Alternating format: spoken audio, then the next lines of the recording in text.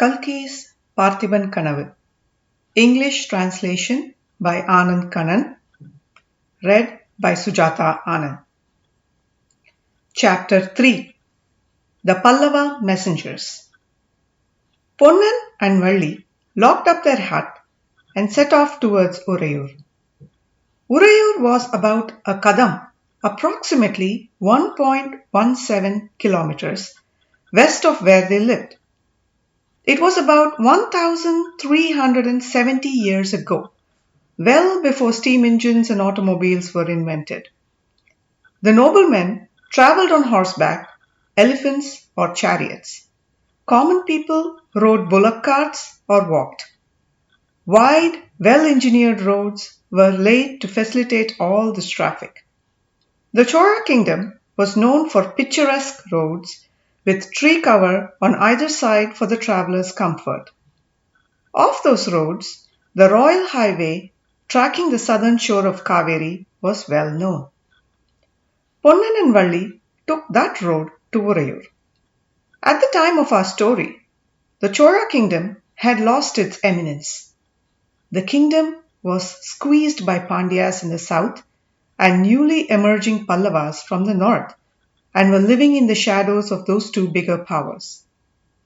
But these two kingdoms could not take away the fertility of the Chola country. They could not steal the river Kaveri, which was the main reason for the fertility. The richness of the land was in view on either side of the royal highway.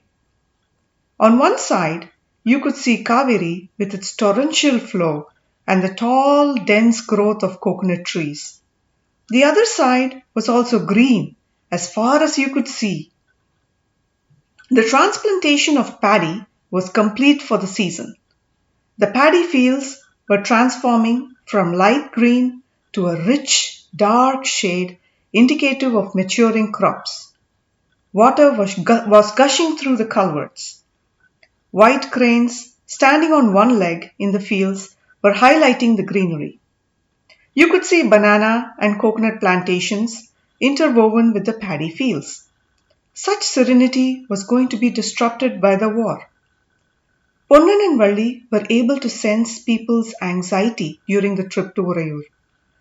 The peasants dropped what they were doing and rushed to meet Ponnan and Valli when they saw them and had several questions. "Ponna, what is the latest news? Are we really going to be at war? What's the latest on the Pallava messengers?"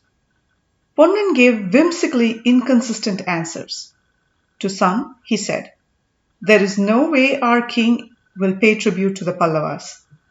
So be ready and keep your weapons sharpened." In some cases, he feigned ignorance and said, "I know only what you know."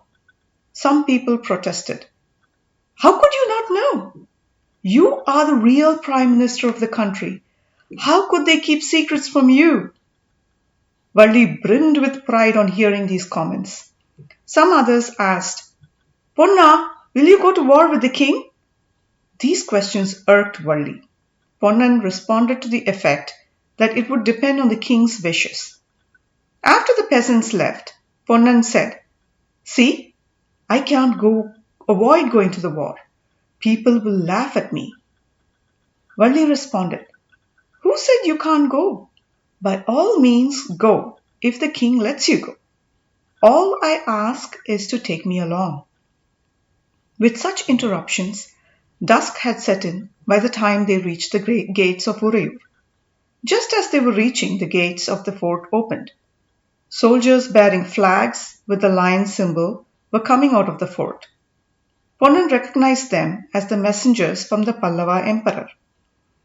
The couple stood out of the way as the horses galloped away after crossing the gates. Ponnan and Valli watched them disappear as the dust settled and entered the city. The city streets were full of clusters of people talking.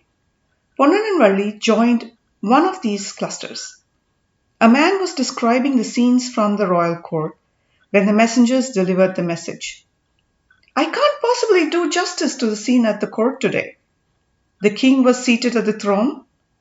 The prince, the commander of the army, and the ministers had taken their respective seats. You could hear a pin drop The king asked the messengers to be brought in. His voice was stern. The messengers came in and paid their respects to the king.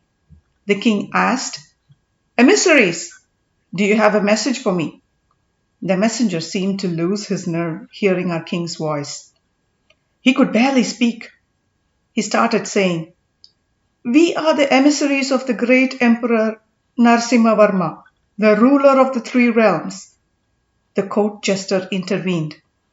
"Which three realms? Solar, lunar, and the stars?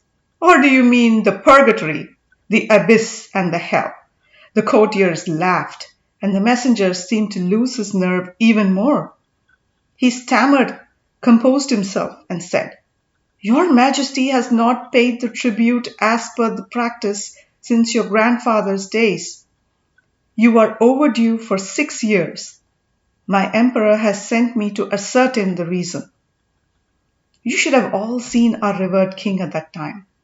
He said, "Tell your emperor he will get his reason on the battlefield." I had goosebumps. The man paused, and the crowd prompted him for more. "What happened then?" The messenger seemed taken aback. He paused and said, "If that is the case, my emperor asked you to be ready for the war. The Pallava army would have left Kanchi by now. My emperor asked you to pick the time as well." Our king responded, "We will meet at the banks of Vennar on the full moon day of the month Puratasi." The courtiers cheered and chanted, "Victory to the king!"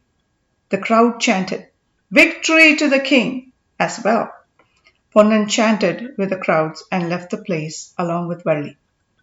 It was dark now. The moonlight was obscured by the white clouds.